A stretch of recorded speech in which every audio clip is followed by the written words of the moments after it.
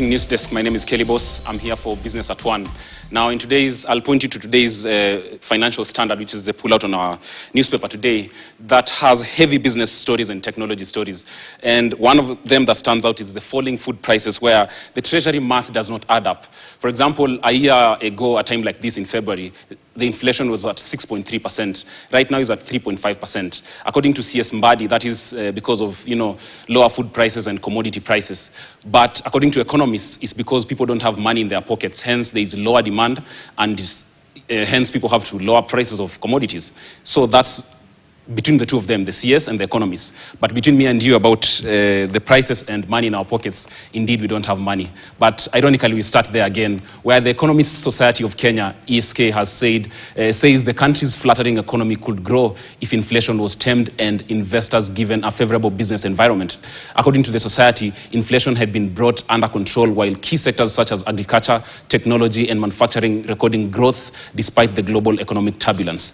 According to the Risk National Chairman Danson Olwodi, ongoing economic and policy reforms is helping stabilize prices and restore the purchasing power of Kenyans. Economists have a key role to play in supporting the government efforts to steer Kenya towards sustainable, inclusive, and resilient economic growth. The reduction in inflation, though gradual, is helping to stabilize prices and restore the purchasing power of Kenyans. Big organizations like ERC or FDB or World Bank, they do strategies every 5 years. And how is the African Union performing in terms of the African Free Intercontinental Area? What about China in Africa? How come that China has a policy on every African country, a separate policy? You can read it. China's policy on Kenya. But no single African country, even the African Union, has a policy on China. Now, the East African community loses an estimated $500 million in tax revenue annually, while Kenya alone loses over 100 billion shillings due to counterfeit goods. This is according to the Anti-Counterfeit Authority of Kenya and Uganda's Anti-Counterfeit Network that had introduced an online platform dubbed Blip to allow customers upload pictures and descriptions of counterfeit products. Kenya's Anti-Counterfeit Executive Director Robi Mbogwa says digital platforms allows the public to use social media to identify and report fake goods.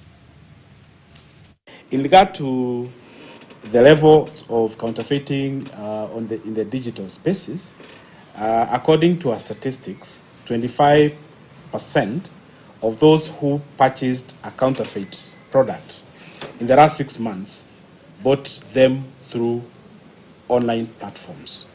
That's a very important information to share. And 58% of counterfeit were bought online, were textiles, amounting to about 26%. We had also footwear and apparels, and a portion of it were about beauty products.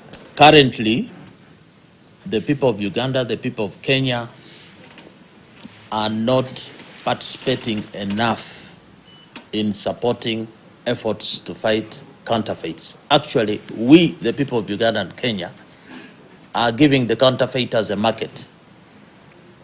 You get that point? The reason why these guys are importing things into Kenya is because you and me buy. If we are not buying, they will not import. So, what we have realized is that we need to create a platform where we, the ordinary people, the consumers, can now report more directly. Now, the Association of Macadamia Farmers and Aggregators Nut Traders Association of Kenya is up in arms with the Agriculture Cabinet Secretary Mutahi Kagwe over banning the export of raw macadamia to overseas market, a move that has led macadamia produce worth 1.8 billion remain in stores and others in containers.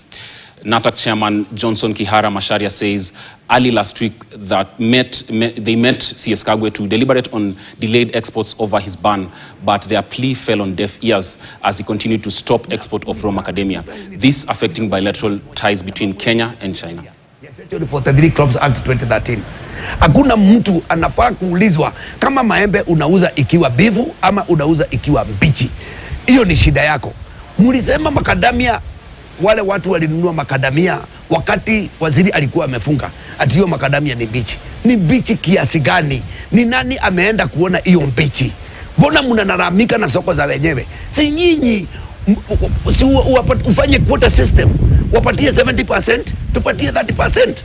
Hata sisi ni wa Kenya. Kwa nini usiingie mashinani badala ya kusikia watu wawili watatu?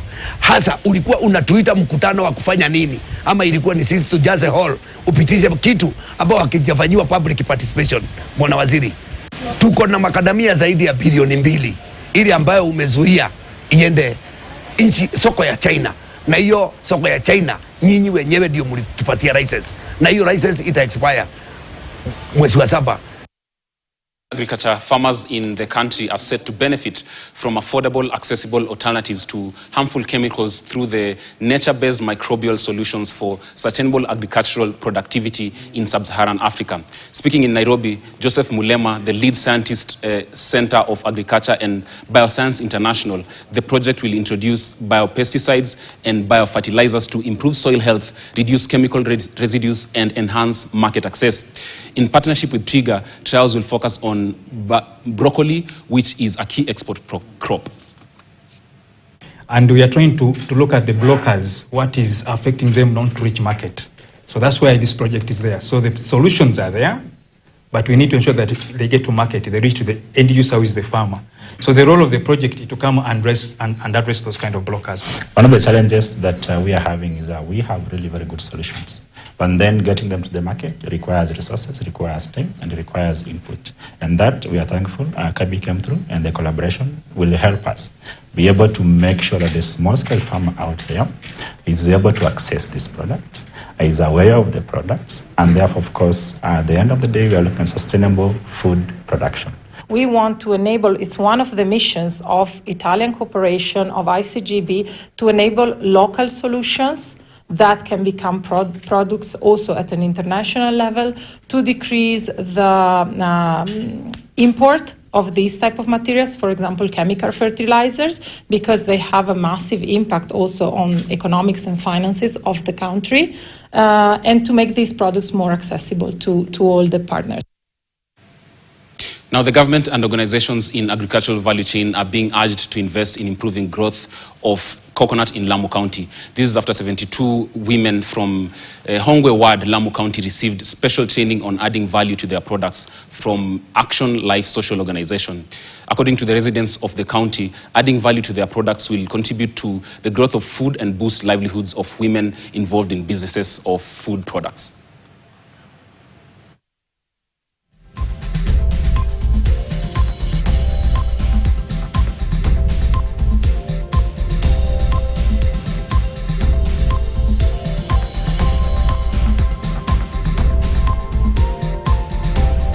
Takriban wamama ama wanawake, a group of 72 wamekuwa wamekifundishwa mambo ya nazi. Kwa hivyo nataka tu kusema ya kwamba ni contribution kubwa, maana wamepata ile skills ama knowledge, na wengi nimeona wakianza sasa kujifanya ama kufanya in a way that inaweza kuwa ni biashara na kuinua hali ya viwango vyao. Ni vizuri tumekuwa na kikundi kimoja ambacho kimekuja ili kuhamasisha mwananchi ama kina mama siku hii ya wamama kuhusu mmea wa mnazi, ambayo product yake nazi yenyewe, kando na kwamba tunakula na kupika, ina vitu ambazo tumekuwa hatuzitumii, na kwa hivyo wanaziboresha zaidi kuona ya kwamba tunatumia product hizi, na kadri walivyo zileta kwa display, wengi wetu tumeweza kuwa promote na kununua, na hasa kujua ya kwamba zinaweza kutumika zaidi ya vile ambavyo tulikuwa tunazielewa. Tutahakikisha kwamba tunawapatia zile tools. Kuna drills zinahitajika, kuna mambo ya vile vitu ambavyo wanahitaji. kuhakikisha kwamba kuna kupiga msasa zile vitu, kuhakikisha kwamba zile vitu zao zikienda madukani zinaenda zikiwa sawa. Now, Kenya's creative sector is growing rapidly, contributing approximately 5% to the national GDP. From fashion, film, music, and design to digital art and photography, the industry is an economic driver. However, despite its potential, structural challenges persist, including limited access to funding, fragmented support systems, and inadequate infrastructure.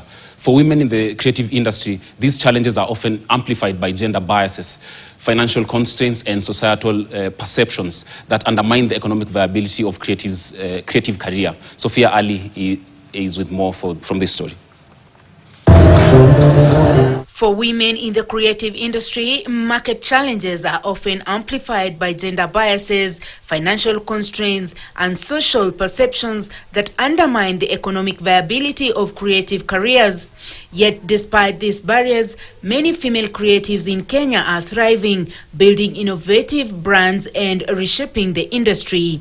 Being in the creative industry, you get to experiment and experience the process and how you ideate an idea and actualize it. So from process of ideation to creation, we get to enjoy that process, and we get to enjoy the freedom of making the sunglasses and playing with different materials, the wood, the metal, anything that we can get our hands on.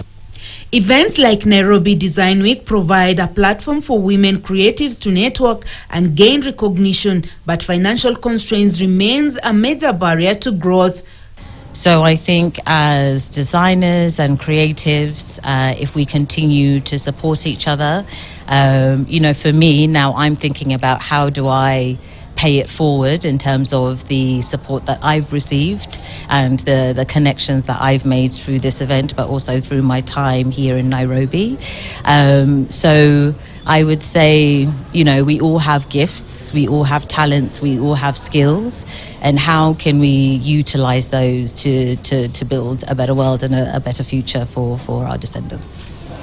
Technology is revolutionizing the creative space. AI-driven marketing, social media, and e-commerce platforms are enabling female entrepreneurs to reach global markets, but digital accessibility gaps need to be addressed. Women are not just underrepresented, but they're also underpaid. At the same level, 60% of males will be paid better than women will in that same position. There's always challenges in our lives, and I think sustainability in terms of business sustainability for a lot of creatives is a challenge. And we're there as well throughout the year and before the festival to advise our community, people we work with, on the business strategy of how they can work with what the resources that they have to be realistic and then to develop themselves and their businesses further.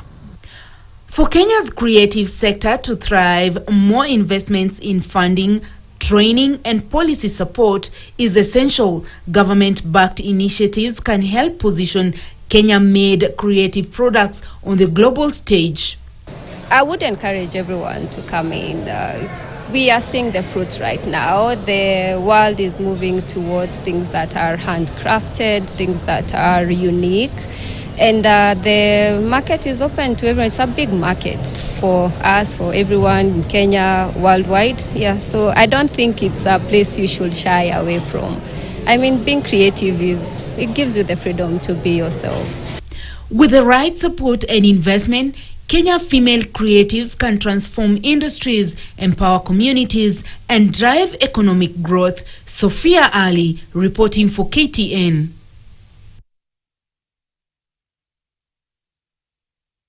Down on foreign aid.